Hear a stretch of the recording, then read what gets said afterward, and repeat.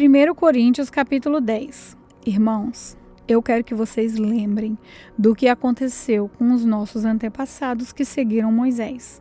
Todos foram protegidos pela nuvem e passaram pelo Mar Vermelho. Como seguidores de Moisés, eles foram batizados nas nuvens e no mar.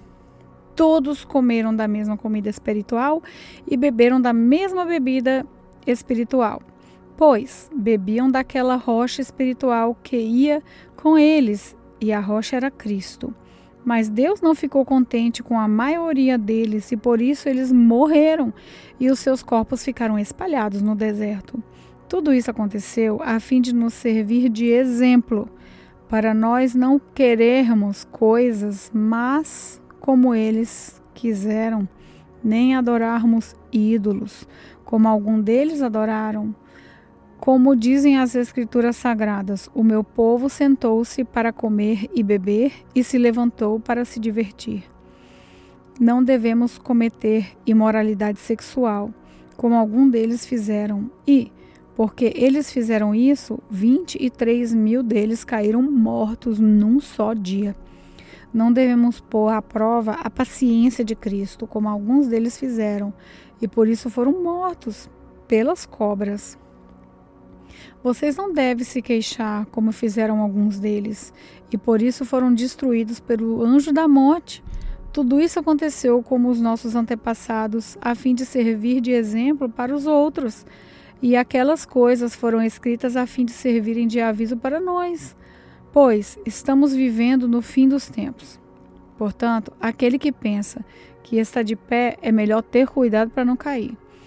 As tentações que vocês têm de enfrentar são as mesmas que os outros enfrentam, mas Deus cumpre a sua promessa e não deixará que vocês sofram tentações que vocês não têm forças para suportar. Portanto, quando uma tentação vier, Deus dará forças a vocês para suportá-la, e assim vocês poderão sair dela. Por isso, meus queridos amigos, fujam da adoração de ídolos. Eu faço com vocês como as pessoas que têm capacidade de entender o que estou afirmando. Julguem vocês mesmos o que eu estou dizendo. Pensem no cálice pelo qual damos graças a Deus na ceia do Senhor. Será que, quando bebermos desse cálice, não estamos tomando parte do sangue de Cristo? E quando partimos e comemos o pão, não estamos tomando parte do corpo de Cristo? Mesmo sendo muitos, todos comemos do mesmo pão, que é um só, e por isso somos um só corpo. Pensem no povo de Israel. Aqueles que comem as coisas oferecidas em sacrifício tomam parte juntos no sacrifício que é oferecido a Deus no altar. O que eu quero dizer com isso? Que o ídolo ou o alimento que é oferecido a ele tem algum valor? Claro que não. O que eu estou dizendo é que aquilo que é sacrificado nos altares pagãos é oferecido aos demônios e não a Deus. E eu não quero que vocês tomem parte nas coisas dos demônios. Vocês não podem beber do cálice do Senhor e também do cálice dos demônios. Vocês não podem comer da mesa do Senhor e também da mesa dos demônios. Ou será que queremos provocar o Senhor, fazendo com que ele fique com ciúmes? Por acaso vocês pensam que somos mais fortes do que ele? Alguns dizem assim: podemos fazer tudo o que queremos. Sim, mas nem tudo é bom. Podemos fazer tudo o que queremos, mas nem tudo é útil. Ninguém deve buscar os seus próprios interesses e sim os interesses dos outros. Vocês podem comer de tudo o que se vende no açougue, sem terem nenhuma dúvida de consciência, pois, como dizem as Escrituras Sagradas, a terra e tudo o que há nela existe pertencem ao Senhor. Se alguém não é cristão, convidá-los para comer e vocês resolverem ir, comam o que for posto na frente de vocês e não façam perguntas por motivo de consciência. Mas, se alguém disser a você, essa comida foi oferecida aos ídolos, nesse caso, não comam, por causa daquele que disse isso e também por motivo de consciência. Não estou falando da sua própria consciência, mas da consciência do outro. Mas se alguém pode perguntar, por que é que a minha liberdade deve ser diminuída pela consciência dos outros? Se eu agradeço a Deus o alimento que como, por que é que sou criticado? Se já o agradeci a Deus. Portanto, quando vocês comem ou bebem ou fazem qualquer outra coisa, façam tudo para a glória de Deus. Vivam de tal maneira que não prejudiquem os judeus, nem os não-judeus, nem a igreja de Deus. Façam como eu, procuro agradar a todos em tudo que eu faço, não pensando no meu próprio bem, mas no bem de todos, a fim de que eles possam ser salvos. 1 Coríntios, capítulo 11. Sigam o meu exemplo, como eu sigo o exemplo de Cristo. Eu os elogio porque vocês sempre lembram de mim e seguem as instruções que eu passei para vocês. Mas quero que entendam que Cristo tem autoridade sobre todo marido, que o marido tem autoridade sobre a esposa e que Deus tem autoridade sobre Cristo. Se o homem cobre a cabeça quando ora ou anuncia a mensagem de Deus, nas reuniões de adoração, ele está ofendendo a honra de Cristo. E se uma mulher não cobre a cabeça quando ora ou anuncia a mensagem de Deus nas orações, nas reuniões de adoração, ela está ofendendo a honra do seu marido. Nesse caso, não há nenhuma diferença entre ela e a mulher que tem a cabeça raspada. Se a mulher não cobre a cabeça, então é melhor que ela corte o cabelo de uma vez, já que é vergonhoso para a mulher rapar a cabeça ou cortar o cabelo. Então, ela deve cobrir a cabeça. O homem não precisa cobrir a cabeça, pois ele reflete a imagem e a glória de Deus, mas a mulher reflete a glória do homem. Pois o homem não foi feito da mulher, mas a mulher feita do homem. O homem não foi criado por causa da mulher, mas sim a mulher por causa do homem. Portanto, por causa dos anjos, a mulher deve pôr um véu na cabeça para mostrar que é debaixo da autoridade do marido. No entanto, por estarmos unidos com o Senhor, nem a mulher é independente do homem, nem o homem é independente da mulher. Porque assim como a mulher foi feita do homem, assim também o homem nasce da mulher. E tudo vem de Deus. Julguem vocês mesmos. Será que é certo que, num culto de adoração, a mulher ore a Deus sem estar com a cabeça coberta? Pois a própria natureza ensina que o cabelo comprido é uma desonra para o homem. Mas para a mulher, o cabelo comprido é motivo de orgulho. O cabelo foi dado a ela para lhe servir de véu. Mas, se alguém quer discutir sobre esse assunto, o que eu posso dizer é que nem nós, nem as igrejas de Deus temos outros costumes nas reuniões de adoração. Nas instruções que agora vou dar a vocês, eu não posso elogiá-los, pois as suas reuniões de adoração fazem mais mal do que bem. Para começar, me contaram que nessas reuniões há grupos de pessoas que estão brigando, e eu creio que em parte isso é verdade. Não há dúvida de que é preciso haver divisões entre vocês, mas que fique claro que não, que são os que estão, mas que fique claro que são os que estão certos.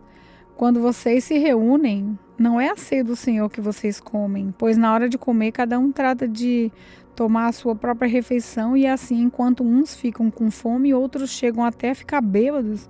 Por acaso vocês não têm as suas próprias casas onde podem comer e beber? Ou será que preferem desprezar a igreja de Deus e envergonhar os que são pobres? O que é que vocês esperam que eu lhes diga? Querem que os elogie? É claro que não vou elogiá-los, porque eu recebi do Senhor esse ensinamento que passei para vocês, que o Senhor Jesus, na noite em que foi traído, pegou o pão, deu graças a Deus, depois partiu o pão e disse: isso é o meu corpo que é entregue em favor de vocês, façam isso em memória de mim. Assim também, depois de jantar, ele pegou o cálice e disse: esse cálice é a nova aliança feita por Deus com o seu povo, aliança que é garantida pelo meu sangue. Cada vez que vocês beberem esse cálice, façam isso em memória de mim. De maneira que, cada vez que vocês comem desse pão e bebem desse cálice, estão anunciando a morte do Senhor, até que ele venha. Por isso, aquele que comer do pão do Senhor, ou beber do cálice de modo que ofenda a honra do Senhor, estará pecando contra o corpo e o sangue do Senhor. Portanto, que cada um examine a sua consciência e então coma do pão e beba do cálice, pois a pessoa que comer do pão ou beber do cálice sem reconhecer que se trata do corpo do Senhor, estará sendo julgada ao comer e beber para o seu próprio castigo. É por isso que muitos de vocês estão doentes e fracos, e alguns já morreram. Se examinássemos primeiro a nossa consciência, nós não seríamos julgados pelo Senhor, mas somos julgados e castigados pelo Senhor para não sermos condenados junto com o mundo. Portanto, meus irmãos, quando vocês se reúnem para a ceia do Senhor, esperem uns pelos outros. E, se alguém estiver com fome, que coma em casa, para que Deus não castigue vocês por causa dessas reuniões. Os outros assuntos eu resolverei quando chegar aí. 1 Coríntios, capítulo 12. Meus irmãos, quero que vocês saibam a verdade a respeito dos dons do Espírito que o Espírito Santo dá.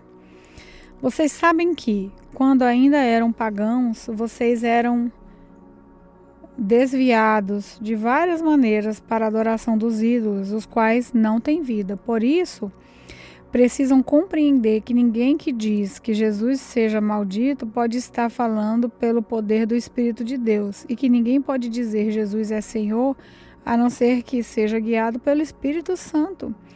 Existem tipos diferentes de dons espirituais, mas é um só e o mesmo Espírito que dá esses dons. Existem maneiras diferentes de servir, mas o Senhor que servimos é o mesmo. Há diferentes habilidades para realizar o trabalho, mas é o mesmo Deus que dá a cada um a habilidade para fazê-lo. Para o bem de todos, Deus dá a cada um alguma prova da presença do Espírito Santo. Para uma pessoa, o Espírito dá a mensagem de sabedoria e para outra, o mesmo Espírito dá a mensagem de conhecimento. Para uma pessoa, o mesmo Espírito dá fé e para outra dá o poder da cura. Uma pessoa recebe do Espírito poder para fazer milagres e outra recebe o dom de anunciar a mensagem de Deus. Ainda outra recebe a capacidade para fazer a diferença entre os dons que vêm do Espírito e os que não vêm dele. Para uma pessoa, o Espírito dá a capacidade de falar em línguas estranhas e a outra lhe dá a capacidade de interpretar o que essas línguas querem dizer. Porém, é um só e o mesmo Espírito quem faz tudo isso. Ele dá um dom diferente para cada pessoa conforme ele quer.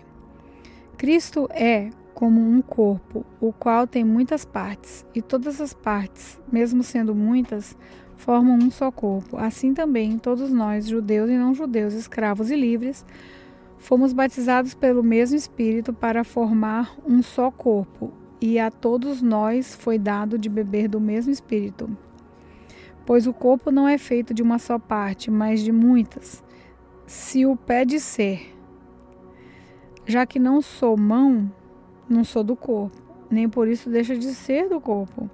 Se o ouvido dizer, já não sou olho, não sou do corpo, nem por isso deixa de ser do corpo. Se o corpo todo fosse olho, não poderíamos ouvir. Se o corpo todo fosse ouvido, como poderíamos cheirar? Assim Deus colocou cada parte diferente do corpo conforme Ele quis. Se o corpo todo fosse uma só parte, não existiria corpo. De fato, existem muitas partes, mas um só corpo. Portanto, o olho não pode dizer à mão, eu não preciso de você. E a cabeça não pode dizer para o pé, não preciso de você. O fato é que as partes do corpo que parecem ser as mais fracas são as mais necessárias. E aquelas que achamos menos honrosas são as que tratamos com mais honra. E as partes que parecem ser feias recebem um cuidado especial. E as outras mais bonitas não precisam. Foi assim que Deus fez o corpo, dando mais honra às partes menos honrosas. Desse modo não existe divisão no corpo, mas todas as suas partes têm o mesmo interesse umas pelas outras. Se uma parte do corpo sofre, todas as outras sofrem com ela. Se uma é elogiada, todas as outras se alegram com ela. Pois bem, vocês são o corpo de Cristo e cada um é uma parte desse corpo. Na igreja, Deus pôs tudo no lugar certo. Em primeiro lugar, os apóstolos, em segundo, os profetas, em terceiro, os mestres, em seguida, os que fazem milagres, depois, os que têm dom de cura, ou de ajudar, ou de liderar, ou de falar em línguas estranhas. Nem todos são apóstolos, ou profetas, ou mestres, nem todos têm o dom de fazer milagre, nem de curar doenças, nem de falar línguas estranhas, nem de explicar o que essas línguas querem dizer. Por isso, se esforcem para ter os melhores dons. Porém, eu vou mostrar a vocês o caminho que é melhor, que é o melhor de todos. 1 Coríntios, capítulo 9. Será que eu não sou um homem livre? Por acaso, não sou um apóstolo? Será que eu não vi Jesus, o nosso Senhor? Por acaso, vocês não são o resultado do trabalho que faço para o Senhor? Mesmo que outros não me aceitem como apóstolos, vocês me aceitam. Vocês mesmo, pelo fato de estarem unidos com o Senhor, são a prova de que eu sou um apóstolo. Quando as pessoas me criticam, eu me defendo dizendo assim: será que eu não tenho o direito de receber comida e bebida pelo meu trabalho? Será que nas minhas viagens eu não tenho o direito de levar comigo uma esposa cristã, como fazem os outros apóstolos, os irmãos do Senhor Jesus e também Pedro? Ou será que Barnabé e eu somos os únicos que temos que trabalhar para nos sustentar? Quem já ouviu falar de algum soldado que pagou as suas próprias despesas no exército? Ou qual é o fazendeiro que não come das uvas da sua própria plantação? Ou qual é o pastor que não toma o leite do seu gado? Não pensem que eu me apoio somente nesses exemplos da vida diária, pois a lei diz a mesma coisa. Na lei de Moisés está escrito assim: não amarre a boca do boi quando ele estiver pisando o trigo. Por acaso Deus está interessado nos bois? Ou foi a nosso respeito que ele disse isso? É claro que isso está escrito em nosso favor. Tanto a pessoa que planta como a que colhe fazem o seu trabalho na esperança de receber sua parte na colheita. Se temos semeado entre vocês a semente espiritual, será demais se recebermos de vocês alguma recompensa material? Se outros têm o direito de esperar isso de vocês, será que nós não temos muito mais desse direito do que eles? No entanto, nós não temos usado esse direito. Pelo contrário, temos aguentado tudo para não atrapalhar o Evangelho de Cristo. Certamente vocês sabem que os que trabalham no templo é do templo que recebem o seu alimento. E sabem também que os que oferecem sacrifício no altar recebem uma parte da carne dos animais que são sacrificados ali. Assim, o Senhor mandou também que aqueles que anunciam o Evangelho vivam do trabalho de anunciar o Evangelho. Mas eu não tenho usado nenhum desses direitos, nem estou escrevendo isso para exigir esses direitos para mim mesmo. Eu preferia morrer a fazer isso. E ninguém vai me tirar o orgulho que eu tenho de agir assim. Eu não tenho o direito de ficar orgulhoso por anunciar o Evangelho. Afinal de contas, fazer isso é a minha obrigação. Ai de mim, se não anunciar o Evangelho. Por isso, eu faço o meu trabalho por minha própria vontade. Então, posso esperar algum pagamento? Porém, se faço como um dever, é porque é um trabalho que Deus me deu para eu fazer. Nesse caso, qual o pagamento que recebo? É a satisfação de anunciar o Evangelho sem cobrar nada e sem exigir os direitos que tenho como pregador do Evangelho. Sou um homem livre, não sou escravo de ninguém, mas eu me fiz escravo de todos a fim de ganhar para Cristo o maior número possível de pessoas. Quando trabalho entre os judeus, vivo como judeu a fim de ganhá-los para Cristo. Não estou debaixo da lei de Moisés, mas quando trabalho entre os judeus, vivo como se estivesse debaixo da lei, para ganhar os judeus para Cristo. Assim também, Quando estou entre os não-judeus, vivo fora da lei de Moisés, a fim de ganhar os não-judeus para Cristo. Isso não quer dizer que eu não obedeço à lei de Deus, pois eu estou, de fato, debaixo da lei de Cristo. Quando estou entre os fracos na fé, eu me faço fraco também, a fim de ganhá-los para Cristo. Assim, eu me torno tudo para todos, a fim de poder, de qualquer maneira possível, salvar alguns. Faço tudo isso por causa do Evangelho, a fim de tornar parte nas suas bênçãos. Vocês sabem que numa corrida, embora todos os corredores tomem parte, somente um ganha o prêmio. Portanto, corram de tal maneira que ganhem o prêmio. Todo atleta que está treinando aguenta exercícios duros porque quer receber uma coroa de folha de louros, uma coroa que, aliás, não dura muito. Mas nós queremos receber uma coroa que dura para sempre, por isso corro direto para a linha final. Também sou como um lutador de boxe que não perde nenhum golpe. Eu trato o meu corpo duramente e o obrigo a ser completamente controlado para que, depois de ter chamado outros para entrarem na luta, eu mesmo não tenha de ser eliminado dela.